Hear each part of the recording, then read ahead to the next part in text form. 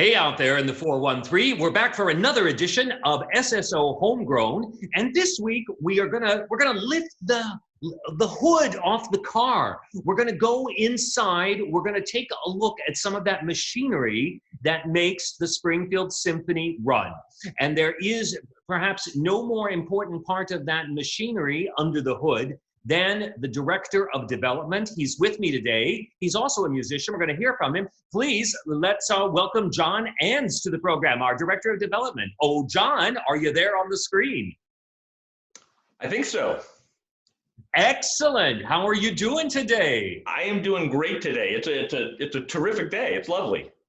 It is beautiful. Now, when this goes out on the last Wednesday of May, we don't have any idea yet if that day will be beautiful, but today is spectacular. It is really awesome.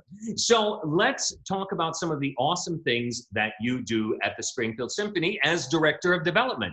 Probably most people would understand that means you are deeply involved in the fundraising work of the Springfield Symphony. Have you been involved in fundraising your whole life, or did you get into that later on? Tell me a little bit about that and your background. Not my whole life. My first career out of college was I went back into college coaching, and at one point in coaching. Time out. That's a timeout. That's a coaching word, right? Great. That is. Although in my sports, tennis and squash, we did not take timeouts.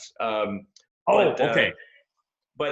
So I was a college coach for about 8 years, and then got lured a little bit away into a little bit of real estate, and then got into philanthropy. And after being asked 2 or 3 times to come back to my alma mater and run their alumni department, in a weak moment I said yes, and it was the best decision I ever made. And the rest, as they say, is history, I guess. Wow. Well, I should have explained to everyone before we started that actually John's only been with the Symphony. How many months is it now, John? Probably 7. 7 7 or 8 months, yeah. Right. And more than 2 of those, we've been quarantined in our houses. Some of those months I was working abroad. So actually, folks, John and I have spent relatively little time together other than just doing our work of the orchestra. So my questions are really genuine to John because we don't know each other that well yet, do we? Not as well as we should, but it has been a very interesting first year, or first 7 months. Oh, that is absolutely for sure. So now you were telling us about your history of going from different positions and different types of things. You mentioned your alma mater got you to do some fundraising for them. Let's hear a little bit about your education. Where did you go to school? Where'd you grow up? So I grew up in New York City, in Manhattan, and went to school in New York for about 9 years. And as a sophomore, my mom and I were living alone together, and as a 16-year-old, that can be a difficult situation sometimes. And so it became the best thing I ever did was to go to prep school for my last 3 years. I went not far down the road from here to Williston, Northampton, in East Hampton. Oh, all right. And finished high school there, and then went on to Trinity College in Hartford, Connecticut. And so I was there as a bantam, and I guess I have a tendency to go back to my alma mater. I went back to coach at Trinity, and I went back to fundraise at Williston. Wow. Okay. Well, fantastic. You know, I've driven by your Williston alma mater so many times because my wife and I live in Westfield, and we have many good friends up in East Hampton and in Northampton. And so driving, as you know, the East Mountain Road, et cetera, oh my gosh, do I know that path well. Yeah. Well, in addition to all of this, John, you have a deep love of music and you play the piano, right? I can play the piano. I do have a deep love of music. It was sort of in my family forever. My father was a songwriter and band leader and musician back in the 40s and 50s in LA. And then really after that, really wrote for himself. Some of the best music he ever produced never got copyrighted until I did it in the early 2000s. Wow. And wow, incredible. But he passed in 71. He passed when I was 7, so I never really had that influence. And I took lessons I loved it. I became a huge fan of sort of the Great American Songbook and eventually jazz. I don't want to fall into a heap of tears on the floor, but if I had one great regret, it would be that I did not do more with music while I was more of a sponge for it. Now I have enough facility to maybe amuse myself, but not entertain, and that's too bad. Well, I don't know if you can't entertain, because that's what you're going to do right now. You've recorded a couple tunes for our listeners today, and I love the two tunes that you chose because they are two different riffs on the same concept. I mean, in terms of from what they come. Why don't you tell us what those two titles are? So the first one is Alice in Wonderland. It's funny, I don't know the actual author, the writer of that one, but it's from the Disney cartoon. It's from the Disney cartoon, yes. But there was some great jazz renditions done, mostly by Dave Brubeck. He did a couple of great versions of it, which I really like, and so I wanted to play the tune. And I don't hear that tune played in many other places now, other than some of those Brubeck recordings. And the other one is one that probably is familiar with everybody, is Over the Rainbow. And those are just the only two tunes right now that I happen to have in semi-decent condition in my hands, and not even there really. I actually had to do a little bit more reading than I was planning on. Believe me, I know the feeling. I have a baton in my hand much more these days than I have the fingers under my keys, or rather, no, the keys under my fingers. In any event, let's get to some of that music, and John, let's turn it over to John. Okay?